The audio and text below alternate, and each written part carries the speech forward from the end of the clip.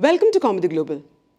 Following the short-selling firm Hindenburg's announcement of its short position in the conglomerate's companies earlier this week, shares of Adani Group companies saw further steep declines for a second straight trading session in India. Hindenburg made numerous accusations against the conglomerate's companies in a lengthy report issued earlier this week, claiming the organization has engaged in a sophisticated stock manipulation and accounting fraud scheme over the period of decades. According to a press release, Adani disputed the charges in two different statements, calling the short sellers' allegations an intentional and reckless attempt by a foreign entity to deceive the financial community and the wider public. Adani Enterprises shares, which are traded on the Mumbai Stock Exchange, decreased by more than 9% on Friday. Adani Transmission fell 19.47%, Adani Green Energy shed 19.89% and Adani Power lost 5%. Adani Ports share price also dropped 13.8%. The moves come after the losses on Wednesday following the initial release of Hindenburg's report. India's stock market was closed on Thursday.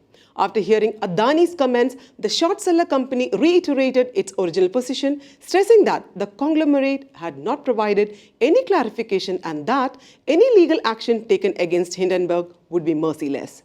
If Adani is serious, it should also file suit in the US where we operate. We have a long list of documents we would demand in a legal discovery process. We fully stand by our report and believe any legal action taken against us would be merciless, it said.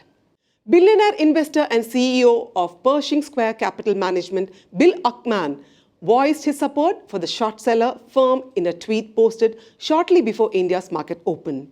"I found the Hindenburg report highly credible and extremely well researched," he wrote, adding that Adani Group's response speaks volumes. The latest back and forth between Asia's richest man Gautam Adani's group and the short seller firm comes as Adani Enterprises kicked off its bidding for retail investors for its 200 billion rupee, that is $2.45 billion, secondary share offering on Friday.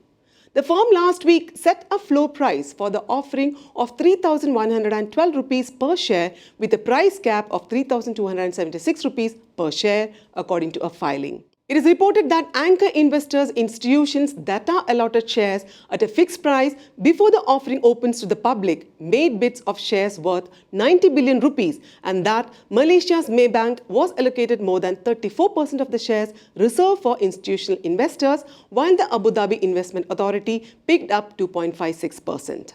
Since becoming a billionaire in 2008, Adani is now one of the richest people in the world with a $113 billion fortune, according to the Bloomberg Billionaires Index. His net worth dropped about $7 billion in the year to date, the index showed.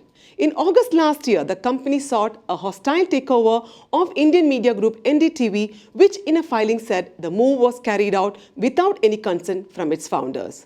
This is Anjana signing off. Do like and share this video. For further updates, subscribe to Kaumudy Global.